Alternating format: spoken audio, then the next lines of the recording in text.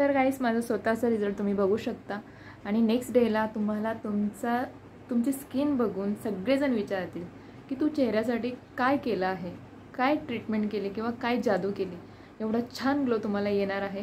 म्हणून ही रेमेडी नक्की ट्राय करून बघा. आठवड्यातनं एकदा आणि वेळ नाही भेटल्यास 15 एकदा नक्कीच ट्राय करा.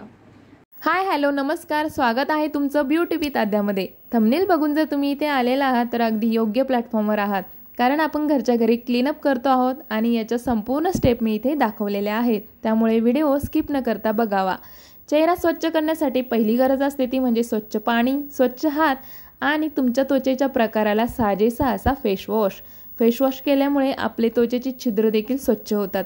फर्स्ट स्टेप आपली कंप्लीट झालेली आहे. आता आपण जाऊया सेकंड स्टेपमध्ये. सेकंड स्टेपमध्ये आपल्याला करायचं आहे स्क्रब. मी घेतलं आहे एव्हरीविथचं स्क्रब. तुमच्याकडे जे असेल ते तुम्ही घेऊ शकता. ओल्या चेहऱ्यावरती असं सगळीकडे मस्त छानपैकी स्किनला एक्सफोलिएट करून घ्यायचं आहे. छान अशी मसाज करायची आहे, जसं मी करते आहे. स्क्रब केल्यामुळे त्वचेला एक छानशी अशी रंगत येते. स्क्रबिंगमुळे त्वचेचं एक्सफोलिएशन प्रोसेस जी आहे ती चांगल्या प्रकारे होते. डेड स्किन निघून जाते. नवीन पेशीचं आवरण यायला सुरुवात होते. स्क्रब केल्यामुळे ॲक्ने, पिंपल यासारख्या समस्या उद्भवत नाही. थर्ड स्टेपमध्ये आपण आता आहोत. थर्ड स्टेपमध्ये आपण घेतोय स्टीम.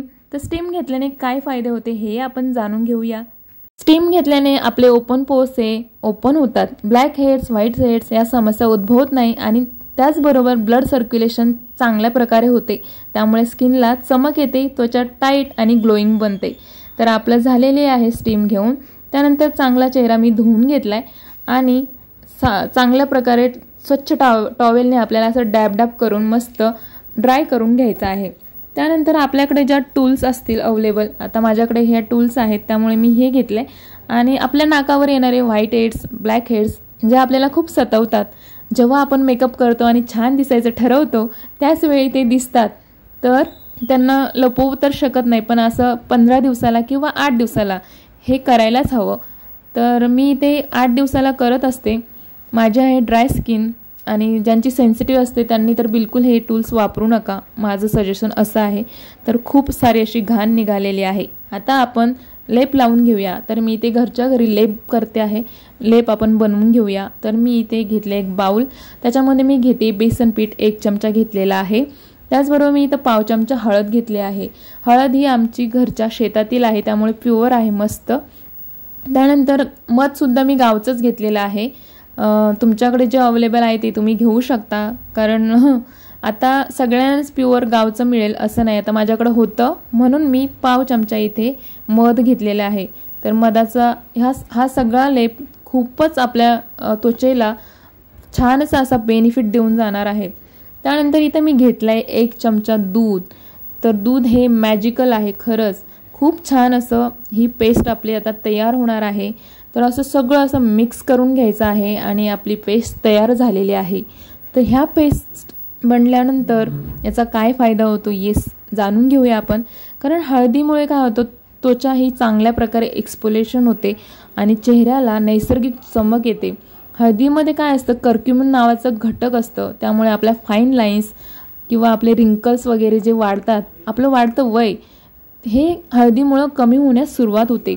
त्यामुळे लग्नात सुद्धा बघा हळद लावली जाते, आपल्या परंपरेमध्येच आहे. त्यानंतर बेसन हे नैसर्गिक क्लिन्झर आहे. नैसर्गिक क्लिन्झरचं काम करतं. आपल्या त्वचेतील जी घाण असते, अशुद्धता, अतिरिक्त तेल सर्व काढून टाकते.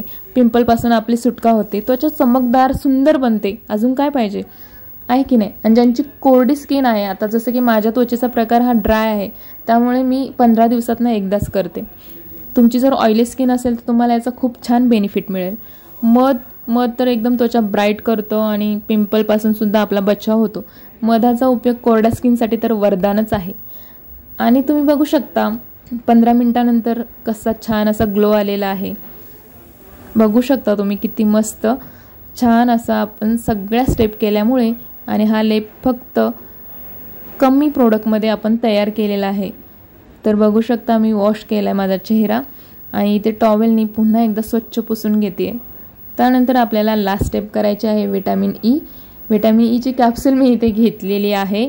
जर तुमची ऑइली स्किन असेल तर तुम्ही हे स्किप करू शकता, तुम्ही लावू शकता मॉइश्चरायझर जे तुम्ही यूज करता.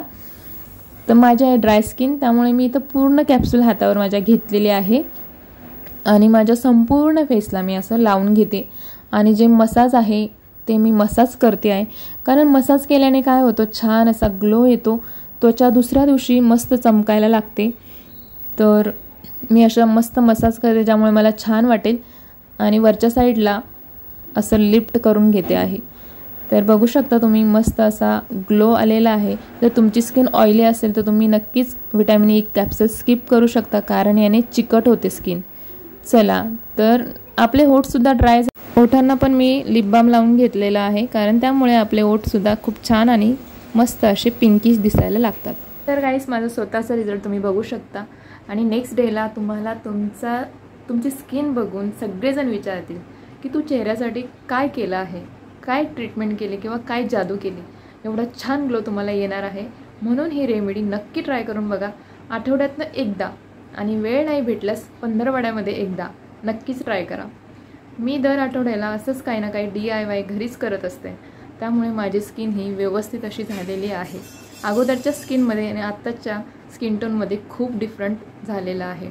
त्यामुळे मी ही अशा रेमेडीज शेअर करत असते. म्हणून चॅनलला लाईक, शेअर आणि सबस्क्राईब करायला विसरू नका. घंटीचं बटनसुद्धा दाबा, त्याने काय होईल, माझ्या येणाऱ्या नवीन व्हिडिओचं नोटिफिकेशन तुम्हाला मिळेल आणि माझे व्हिडिओ तुमच्यापर्यंत पोहोचतील. Thanks for love, thanks for your support, thanks for watching. Bye, take care. पुन्हा भेटूया एका नवीन व्हिडिओमध्ये.